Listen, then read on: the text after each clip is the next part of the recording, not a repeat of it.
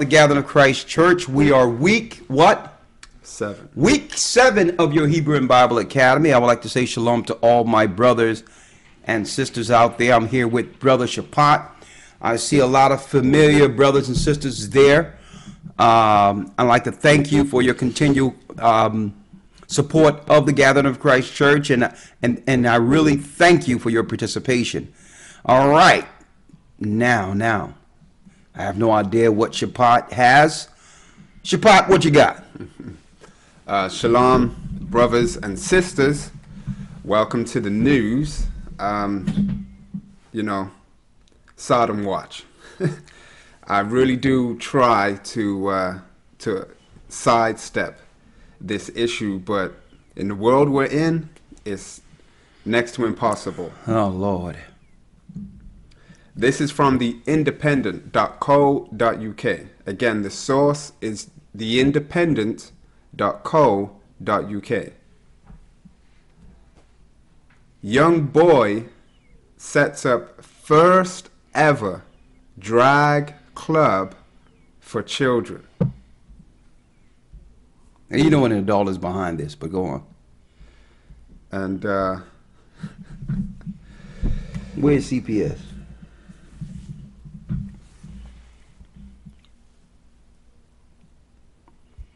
That's that's the image. Where is CPS? Child Protective Services. This boy has clearly been molested, but go on. A young boy from New York has created the first ever drag club specifically for children. Desmond Napolis is a 10-year-old self-professed drag kid from Brooklyn. It says here that he has since become an icon within the LGBTQ community, with more than 15,000 followers on Instagram. Q, what's the Q is about? What's that's the Q? That's the queer. So LBGT is lesbian, bisexual, what? Lesbian, gay, bisexual, trans. Queer. So the queer can be all Whatever. The other things that can't be those others. Yeah. So they can't even. They don't even got a letter for that. It should be a question. It's like, okay, whatever in between those others is the Q. Okay.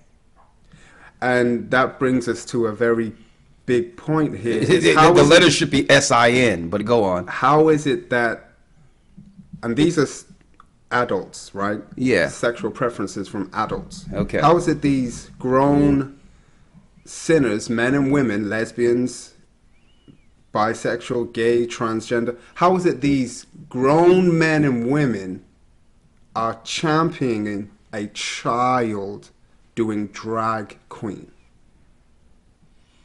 So, obviously, this child is not the one that came up with this particular campaign. He's pushed by some queers. Since they say Q out, I know you just told me what the Q was. And that's not being, I'm not being what you call homophobic. I'm not afraid of sodomites. So phobia means you have a fear of something. I'm not afraid of them at all. As a matter of fact, there's more phobia on their side concerning straight people or the way God made people. They fear righteousness. So I wonder why we don't have a straight phobia. But anyway, we can't say you be in straight phobia, right? But we know some adults are behind this. Somebody raped this kid. Where's CPS? Where's the protection for these children? Okay. It's key you mentioned about raping the child. Okay. One last article before we leave Sodom Watch. Yeah. Now this so-called pray for that boy. Young boy and the drag club. This is this side of the pond, right? This is in New York. And if anyone who's been to New York is wild. Yeah. On the other side, back where I was born, in the UK, this is now from the telegraph.co.uk. Telegraph.co.uk is the source. Check this out. Patricia Hewitt, who's a Labour MP. Jewish. Works in government, politician. Yeah. Patricia Hewitt called for the age of consent to be lowered to 10 years of age. That's just the title, okay? Quick recap, you got this flamboyant victim, this 10-year-old boy talking about setting up a drag club. Yeah, for children, you know. Then Yeah. in the UK, you have MPs saying the age of consent should be lowered to the age of 10. Okay. Right? Now, you can't drive, you can't enter into contracts, you can't drink, you can't do all these things until a certain age. Yeah. But- You actually need a parental consent Right. to do certain things, right? Like if you have a field trip or school trip, usually the children come home and have the parents sign a consent Right. to allow their children to be taken into areas or to do something. You know, they have to have parental permission. But what's up with this here? Right. The age of consent now. A child know right off the bat, without any parent intrusion, that they would like to deal with an adult. Now check the article. The title to this second article, all it just says is age of consent being lowered. Now, of course, Elder hit the nail on the head, because this brings us to the real reason why this is. Yeah. It's about adults with children. And check out the other thing within this article. Yeah. She says, in our view, no benefit accrues to anyone by making incest a crime when committed between mutually consenting persons over the age of consent. Now consider, if the age of consent is 10 years of age, and you have a 10-year-old with whatever pedophile is out there, that, according to her, is mutually consenting individuals. Yeah. This is deep in itself, brothers and sisters, the world we're in. I remember, I guess at the age of about, I like to, sometimes I go into my little memory banks, and I go back down memory lane. I remember a conversation my father was having. I remember some of the most memorable conversations was between the ages of my age, about 13 and 15. My father talked with me more than I can remember at any other time before that. It's as if he was preparing me. He was that buffer period between 13 and 16. He stayed in my ear about things like, okay, I think, well, because you about to be turned on to the world. The doors are about to open, and I need to give you a buffer for what you are about to enter into.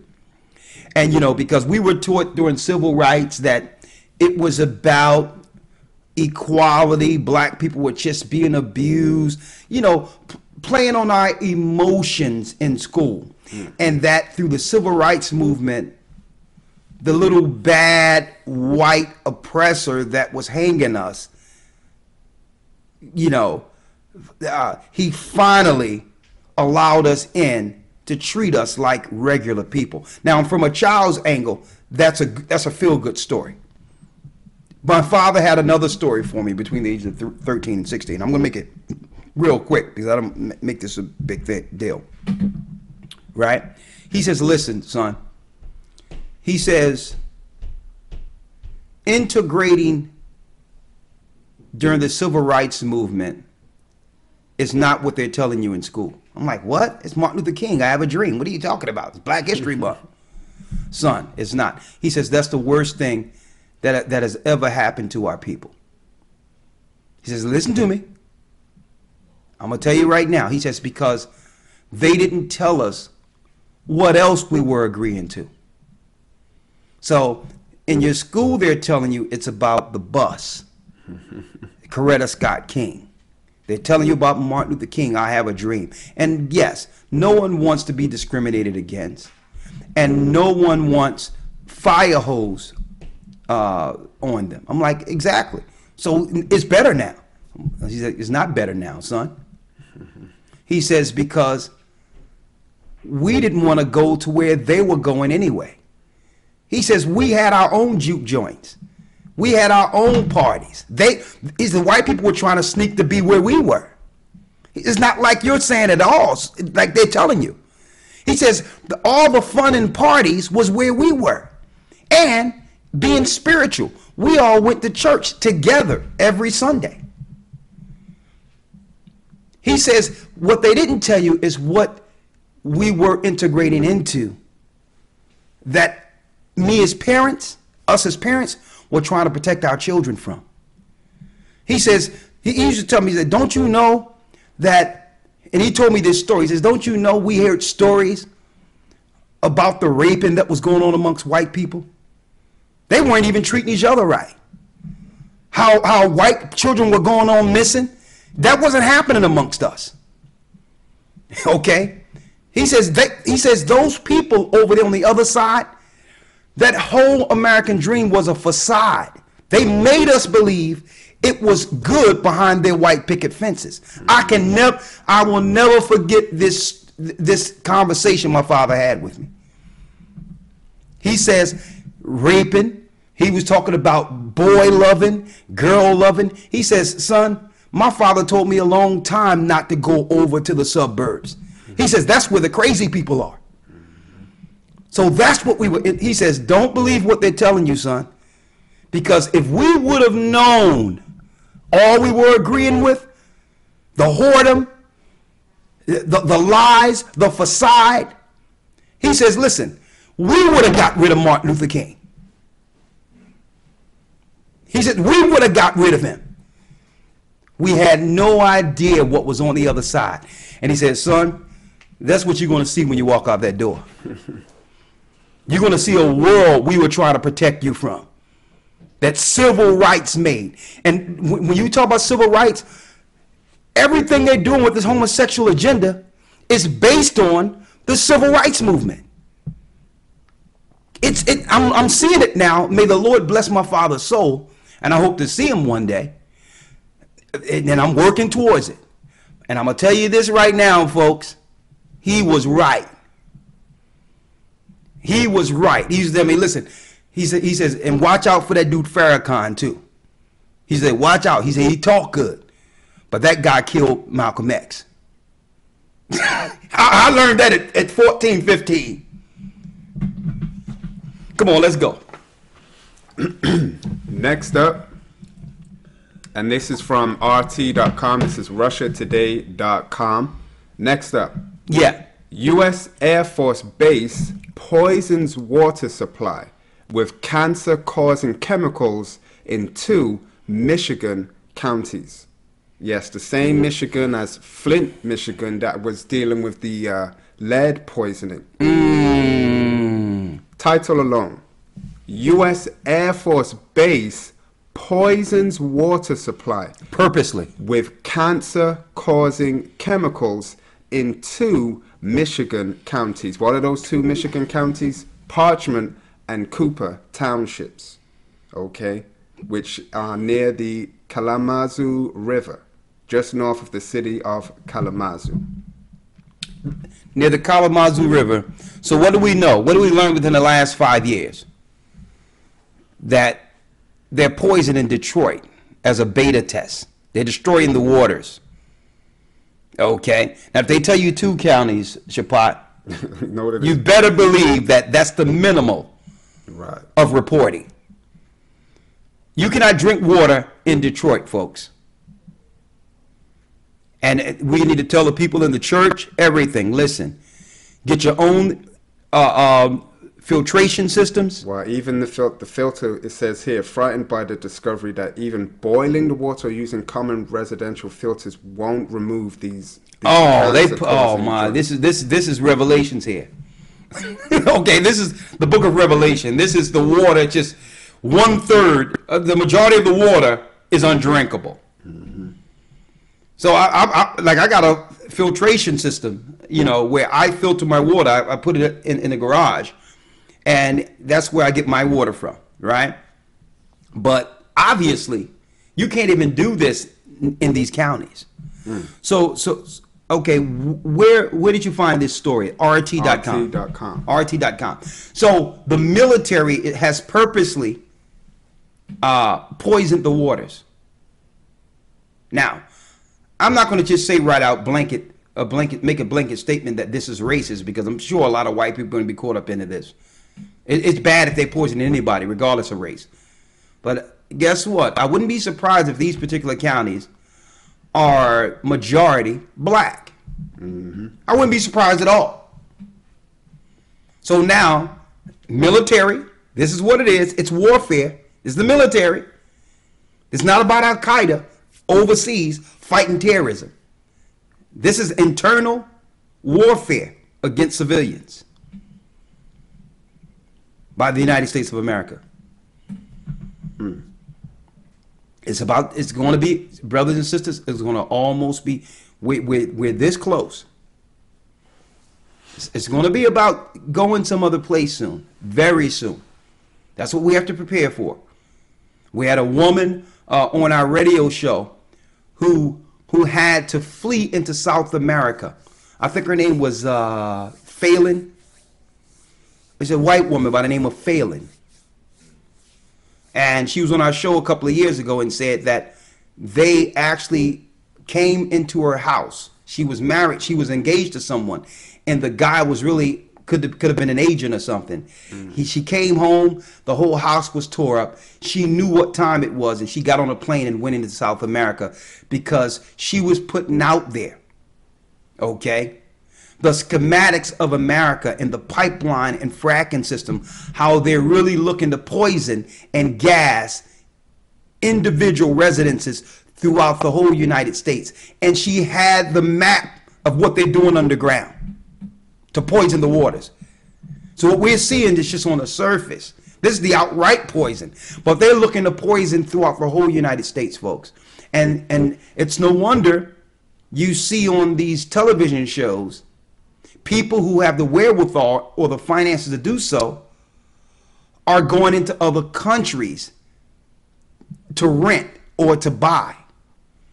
And as you can see, not too many people are actually purchasing houses within the United States. It's a buyer's market.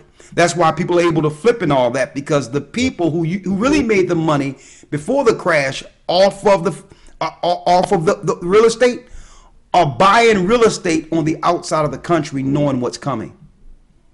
The crash of 2008 was a sign for those who can see to start placing their money in other places and to relocate. They're poisoning everybody, folks. And yes, there's preventive measures. The Bible says that when you're persecuted in one city, flee into the next city. So some people might not be able to go into another country right now.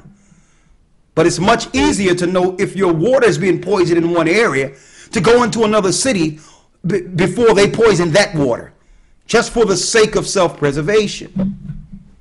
So we're not saying, okay, you got to leave the country right now for that. But if you know in your areas, like we said about Flint, that your waters are being poisoned, there's nothing to stop you, from getting together with some GoFundMes or whatever with your family. Sometimes you have to do what the Chinese and other people do. You can't have no individual house right now. You come together with 1 or 2 or 3 generations, your cousins and all that, and just go into another city together and just crash that place until you all get jobs to move out. But at least you're drinking clean water and you're avoiding these cancers and these diseases. Just word to the wise, some advice out there. There are answers, immediate answers, even if you can't leave the country like a lot of the people who are doing. There's other options. When we put this news out there and say, listen, if you're in these counties, don't give this water to your babies. Okay? Don't give this water to your babies, okay? It's time to take action, move forward. Say, listen, okay, I'm out of here. I can't save the whole county. I can tell everybody on the way out, but I got to get out of this county. Right? Let's go, let's go, Shabbat.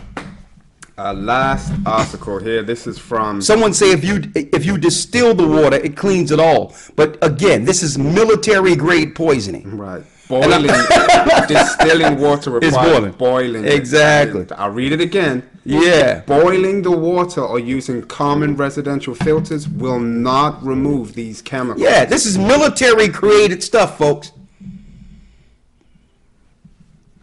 Okay. And the risks of this, you know, it can cause low infant birth weights. So pregnant mothers, expectant mothers, watch out. Yes. Impact the immune system and even cause cancer, as we mentioned, or thyroid hormone disruption. Mm-hmm. And that's what they're targeting. It's about it's about sterilization, sterilizing, stopping children, depopulation. Runs right in line with the satanic agenda to destroy God's people. In the end, and we're living in the end times. Let's go.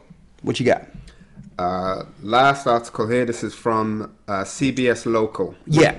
CBS Local, Sacramento is the source. Check this out. So we got an idea of what's going on in especially America. And how, it's like time to get ready, right? Yep. Make preparations. Check this out. Safe deposit boxes, not so safe in California. That's the title. Safe deposit boxes, you might think to store whatever valuables you have, whether it be jewelry or, keys or documents, money, whatever it is, passports, whatever it is. People buy these safe deposit boxes or rent these safe deposit boxes in banks, right? Safe deposit boxes not so safe in California. It says here that Susan Nomi says when she went to open her Bank of America safe deposit box of 16 years, mind you. Oh, yeah. The entire box was gone. She says Bank of America cannot explain where her valuables went. They say, thanks for letting us know, right? Yeah, thanks for giving it, man. It ain't there? Man, thanks for the information. Federal rules say banks can drill a box without permission only when there is a court order, search warrant, delinquent rental fees, request from estate administrators, or if the bank is closing a branch. Okay, so which of those led to her not having her contents? This article says none of those apply to her, but the box was gone anyway. It's gone. Did she give an estimate on the value? Yes, I think it was 17,000. 17,000 big ones, huh? Yeah, it's gone. It's just gone. Safe. It's safe. And obviously some of the greatest crooks are in banking. And believe it or not, when you're putting your valuables in, usually one thing about valuables, what makes things, what keeps valuables safe is the fact that you only know where your valuables are. You know what I mean? Just have somebody, I open up a building and say, yes, I'm here for your safekeeping. Bring your stuff to me. Right?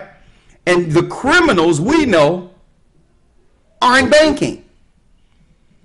I'm not talking about the tellers and all that. They're just employees. But banking is a criminal element throughout history. Quote unquote, right? Speaking of banking, anything else on that? That's it. Let me get this guy real quick. One moment. You watching daytime? One moment here. Oh, Lyor? Yeah. Lyor Cohen. Speed of banking. His name is spelled Lyor. Now it's pronounced Lyor Cohen. But his name is Lyor Cohen. You may know him as this, what you would call hip-hop mogul that we've been exposing for years. Even Dame Dash came out on the Breakfast Club and called this guy a culture vulture. Jewish guy. I was putting some things together for my for the music studio so that we can put some finishing touches. I have to put some scriptures and teaching in within as what you would call preludes to certain songs. So I put together some bass traps, this thing I'm building. And while I was putting it together, I was listening to the interview of Lyor Cohen on the Breakfast Club the other day. Right? Speaking of banking. Because this guy is behind the total degradation and the destruction of our children's culture for generations. He's the guy that was behind Run DMC, the whole movement of the hip-hop culture. Okay? His hands was in from the beginning to steer it to the foolishness we see today and to exploit us throughout all generations while programming our children to nothingness. Okay? But I digress. Let me get back to Lyor Cohen. Guess you would never guess his educational background. His family for over 3 generations were bankers. He says, and when I go, check it out. I mean, he's just brazen and flaunting his evil right in front of us. He's like, yeah, when I go to the country clubs with my bankers and banker friends, they ask, well, how do you get here? How did you get here? And then he's like, what do you do with CDs? Do you do with this? He's like, no, I'm hip hop. They were wondering, how am I getting amongst them? Making us believe that he's just some innocent Jewish guy who's seen something in the black culture that no one else can see, and just by chance just chose to leave banking for hip hop because he loved hip hop so much. You believe that? Let me tell you, brothers and sisters, banking have almost nothing to do with money, folks. Banking is a control mechanism. The money is a tool. Banking is about the control of people. Okay? That's what banking is. It's a systematic system. It's a systematic apparatus where one person controls the population, or a body can control the population. Okay? Banking has more to do with control than finances. It's about the acquiring of tangible assets. Okay? Why do you think when you have to go to get a house, you go to a bank? Okay? When you get a car, you have to go to the bank. Money is just the tickets. But the banks are about acquiring what? Assets. The control of people. Okay? Now, let me drop this real quick. He denied the banking road for the what? The hip-hop road. He said that right out.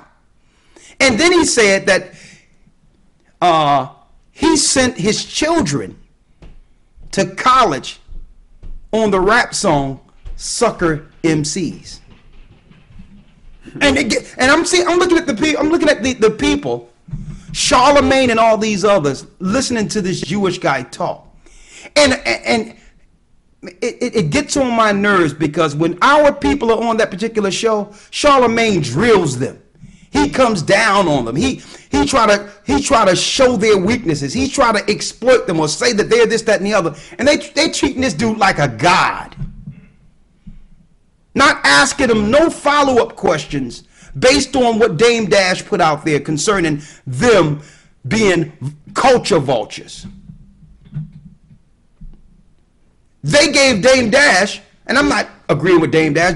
Dame Dash was a cancer in our society, selling drugs and all that to get put on. So I'm not celebrating or feeling good about Dame Dash too, okay? The bottom line is, you lie down with snakes, you get bit. So what did he expect in the music business? But he did reveal something that our people should have been educated on there when Dame Dash was speaking. That we were born to be bosses. We're supposed to be bosses. We're not supposed to be under some slave people, some masters claiming we're free. Okay. Yes, it's okay to work and all that. Yes, we have to work. You don't work, you don't eat. But your mindset should always be down the line to have your own, to have something to give to your children. Okay? And he put that out there. And you know what? He was absolutely correct. He says he couldn't do that because vultures like Lyor Cohen was in the music business looking to pit black against black, when really it was our music driving the whole industry. He was right. This guy left banking to control, to steer our culture to where it is today. And that's why, because he was so successful, the bankers, which he's a part of, placed him over YouTube music. He said something else. See, I'll be listening. I'm sitting there working and doing certain things, putting things together, and I'm listening to everything. I'm like, why is Lyor Cohen, how is he transitioned into YouTube now? He said right out, the music business is done, television is done. He says the way of the people now is going towards the internet, and people are not listening to the old way anymore. He says, just like I was a forerunner and a trendsetter before everyone knew it back then, I see the curve right now, the trend of where everything is going. That music is not going to make money the way it used to make money. And I tell people all the time, you can get a record company all you want, because record companies are nothing no more. He know what we were talking about a long time. Right? He understood that the transition would happen, and I told people a long time ago, to the web.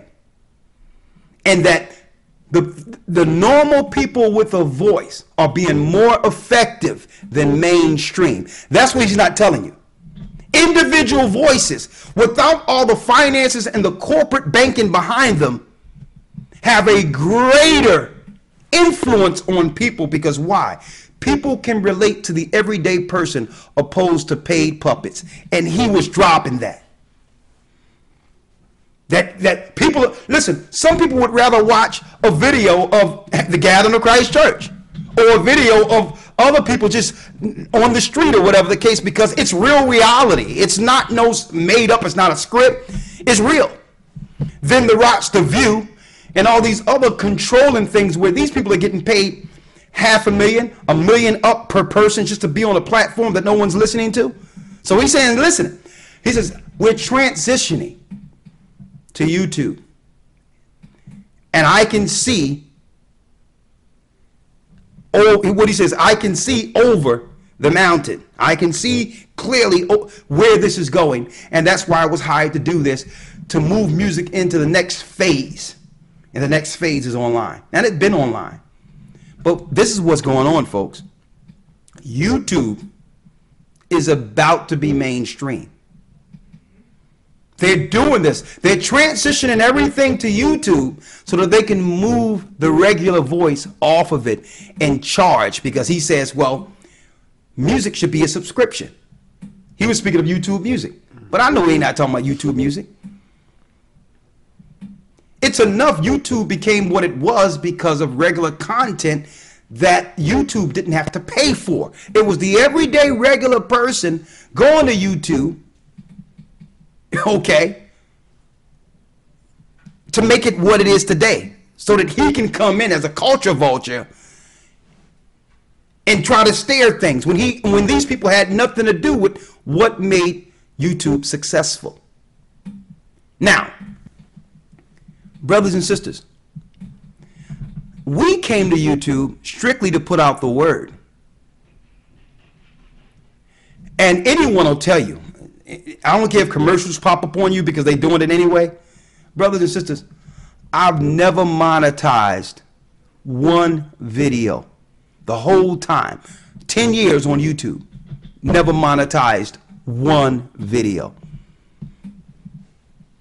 Okay? It was about putting the message out there, putting the truth out there, linking into others who were thinking the same, because the Holy Spirit was moving throughout the whole earth, and we were working to gather the elect to the elect. We didn't care about AdSense. When I first started, there was no such thing as monetization of YouTube, and I never monetized one video because I knew what was going to happen was they were going to have people get dependent on YouTube as a personal income. And by doing so, people would leave their jobs and all that and just strictly do YouTube videos. And I knew that was going to happen. And once they did that, they pulled the rug right from under all these people. Changed their quality of life overnight because they were dependent on monetization. So that was just one phase. The next phase is, well, listen, thank you all for your free content. You've made YouTube a household name. It's more popular than mainstream television. We need to control the voices on YouTube. Since it's already recognized and then Google purchased it, they say, listen, it's a corporate entity now. It's time to move these regular people out of here and take over YouTube. And on top of that, we're going to make it a subscription.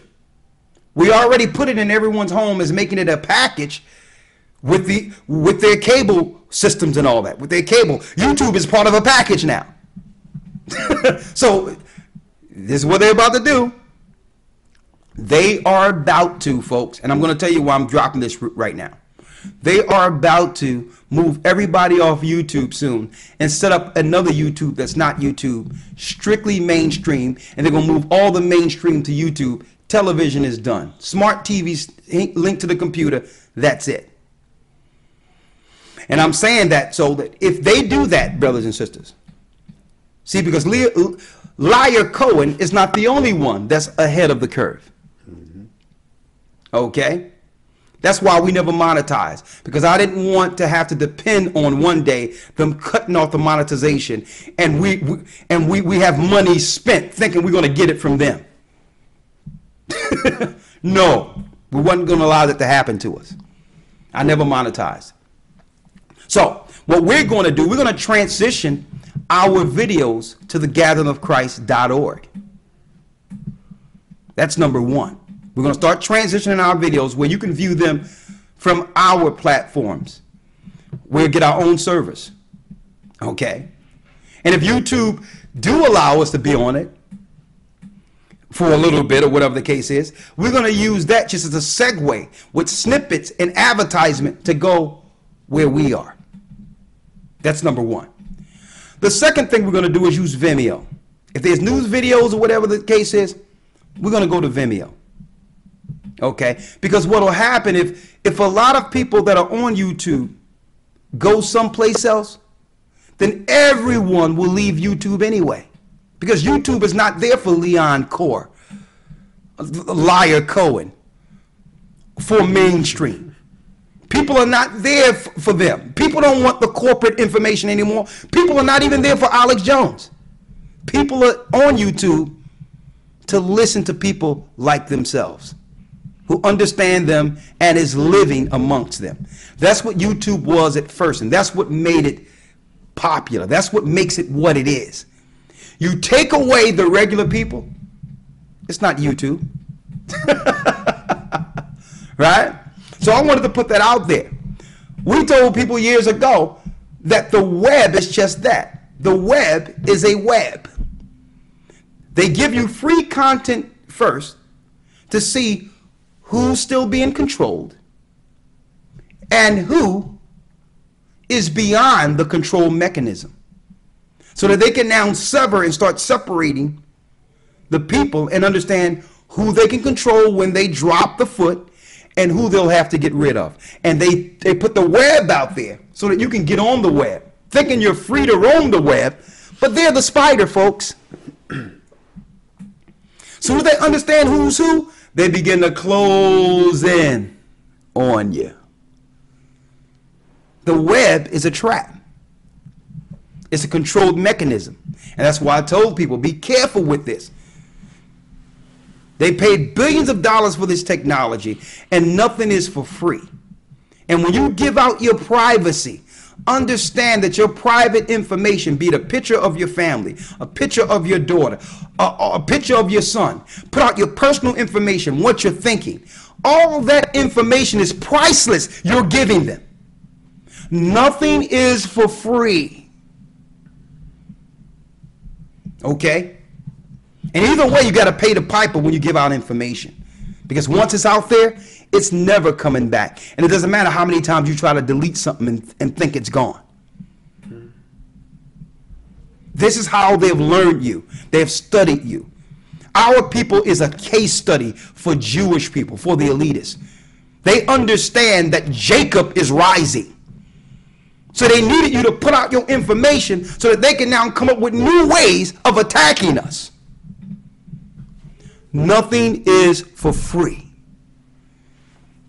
So yes, we'll use the web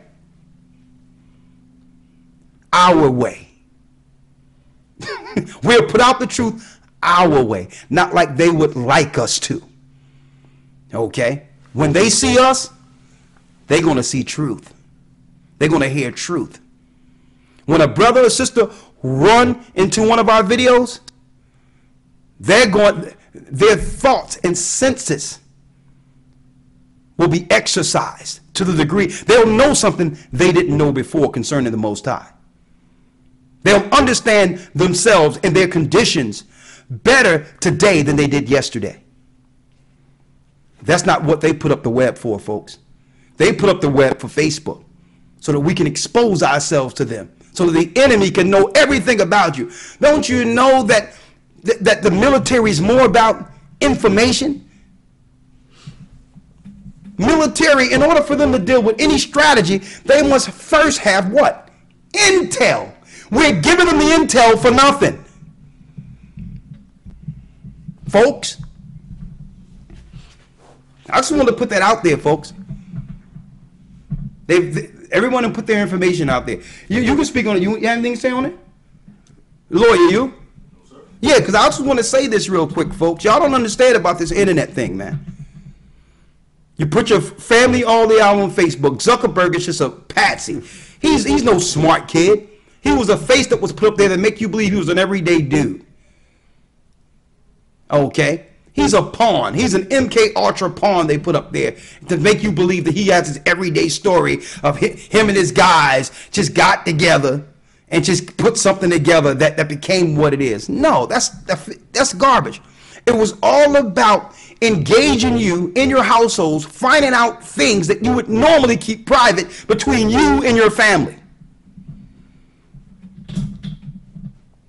It was a way of you giving them free information that they'll use as intel to destroy you. And then look where we have come since Facebook. A family can't even have a disagreement no more and patch it up and keep it between four walls. Look where we have come. Here it is, you have a disagreement. Instead of you getting over it, you put your stuff out there, and now somebody out there saying, listen, I can treat you better. And now you out there with somebody got 4 or 5 kids somewhere. Now he knock you up, you come back home, or vice versa. You go out and knock somebody else up. She got 3 or 4 children by someone else. Now she got your kid, and now it's all in your house. You see what they've done with this web? You can cheat and sneak. That's what they made the web for, to catch you. Okay? That's what they made it for. I thank the Most High the opportunity that we have with it, that y'all even here before us. I thank the Most High for that peace. That through all the darkness, some light was able to come in somewhere while you were on there and say, yo, this is the way. I thank the Most High for that. But I'm saying, brothers and sisters, they're closing in. When you see Lyor Cohen, and all these others that we know are straight leeches off of our people, when they become present and come behind the curtain, that Wizard of Oz, and become present, know that they're panicking. Usually they'll just work from behind the scenes and let us self-destruct. But when you see them come behind the curtain and begin to talk, I'm talking about the real controllers, know that we're in the last hour. No, because the last thing they would like to be is seen, folks. That guy Lyor Cohen is the unseen hand. And when they come from behind the curtain, brothers and sisters know that there's a meeting. That came from a high meeting for him to be out front like that speaking to us. And you got these so-called controllers, or what you would call gatekeepers of hip-hop, like the Breakfast Club, lapping up to him like a master, like he's their master. Not asking them none of the hard questions. I don't never want to hear Charlemagne or anybody try to drill our people over something. When you're sitting there with an elitist who have controlled our people, sent his children to school off of hip-hop, and yet you're not questioning them and holding them to task for the destruction that have happened to our people. He's absolved from all the destruction, and you can't have no follow-up questions on this devil. They are afraid because they were sitting with their master. I just want to put that out there. I was sitting there hammering, screwing, putting things together, and you know. But anyway, I was listening to this and I was getting infuriated. Because any of our talent, our God-given talent that the Most High gave us, it's very rare that we can actually use it for ourselves without being exploited by them. And no one calls them to task for anything. And they can't speak anywhere unless they mention the Holocaust amongst us each once, at least one time. Listen, black people did nothing to you in Germany. We don't want to hear about that crap when we're suffering a Holocaust here. So every time you want to talk to us, you want to mention the Holocaust. Go to Germany and talk to Germans about that. But that's to stifle the conversation. Stifle the conversation concerning them, their Holocaust against us.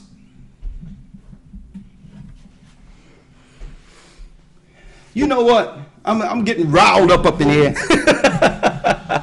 But it just get on my nerves where they're brazen, right, arrogant, right in front of us. Our destroyers. And an opportunity comes in which we can actually ask them the real questions. Hold up, buddy. Why are you claiming to be a Jew? Because there's people out there on the radio, like my man Kendrick Lamar, who says he's an Israelite, he's a Jew. That's part of your hip-hop culture. If he's a Jew, who are you, Lyor Cohen? These are the questions I wanted answered. How would you claim to be a Jew exploiting Jews? I can go on and on and on and on and on. I'm getting riled up in here. But anyway, thank you, brothers and sisters, for your support. And I'm glad we have the web for this purpose. But be careful, brothers and sisters. The internet can become your trap. It can become your worst nightmare. And with that, I'm going to say shalom, hold tight. We're going into breaking down